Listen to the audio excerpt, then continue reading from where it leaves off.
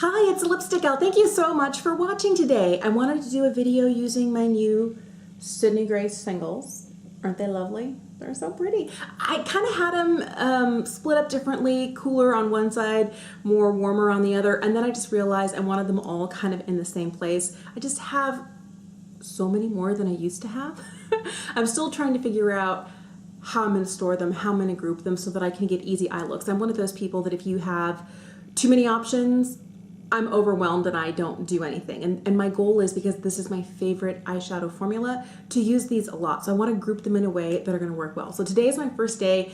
I've swatched a few. I couldn't keep my fingers out of them. But a lot of the rest of them have not been touched. So I wanted to do a look today, trying some shades that were kind of me pushing the edge. And I am going to, I washed all my brushes, they're super clean. I'm just going to start with kind of a light, kind of medium brown, and I'm going to put this in my crease. This is Pismo, by the way.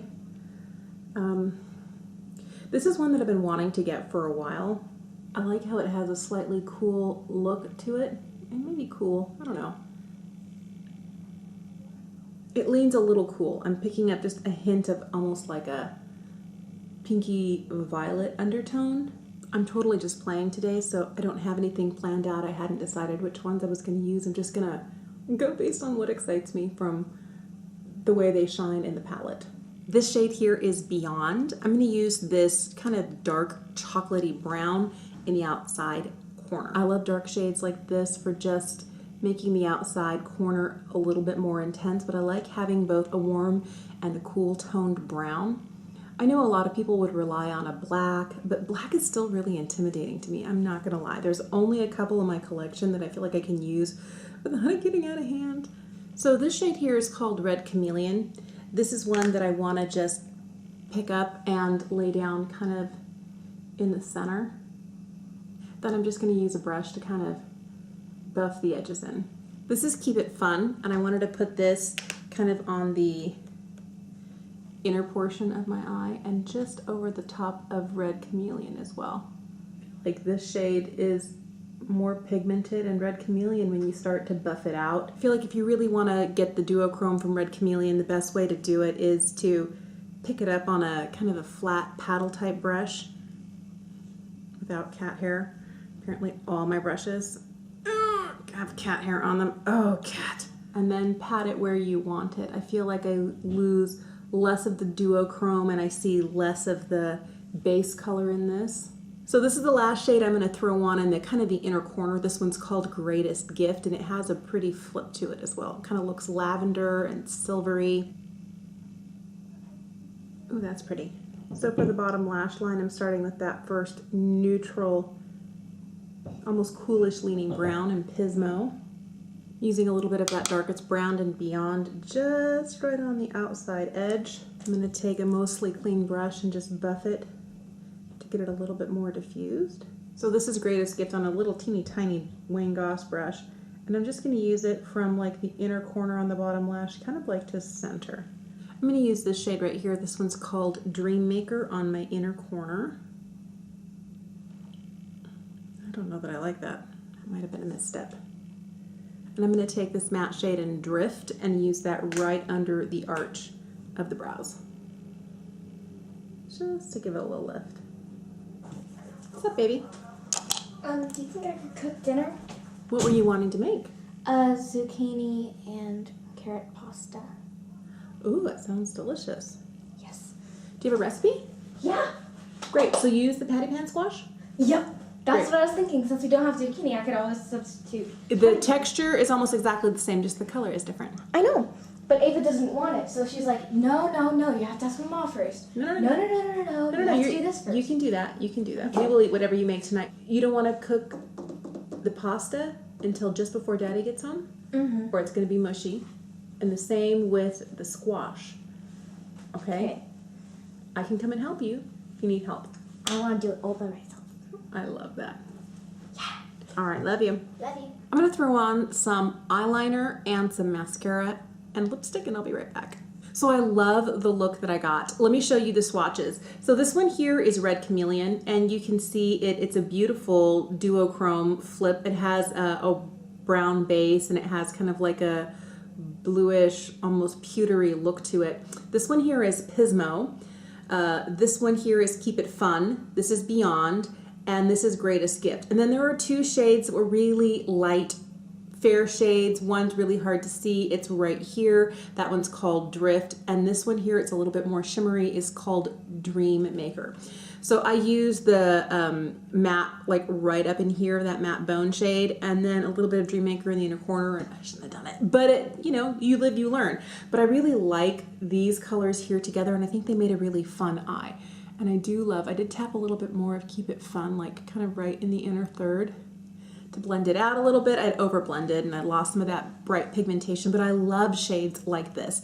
The one problem I ran into is this one here, Red Chameleon, is that on first swatch, it looks more brown and less duochrome flip. And when I wanted to get that kind of more tone, that duochrome flip, you had to keep building it up.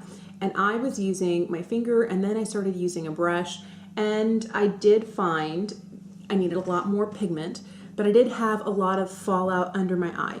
I will tell you, using a clean, fluffy brush just to help whisk away, I didn't have any like smearing or anything, but this was probably the most difficult shade I used today. And I know that shades like this can be difficult if you're okay with that initial application of it being, you know, the minute you blend it out, it looks definitely more warm and not quite so cool, that you're getting more of that base color, if you're okay with that. But I really, really, really wanted it to look like what it was in the pan, because in the pan, it's just beautiful. And I wanted that on my eye. And I feel like we kind of got close, like on the outer third here, but not quite.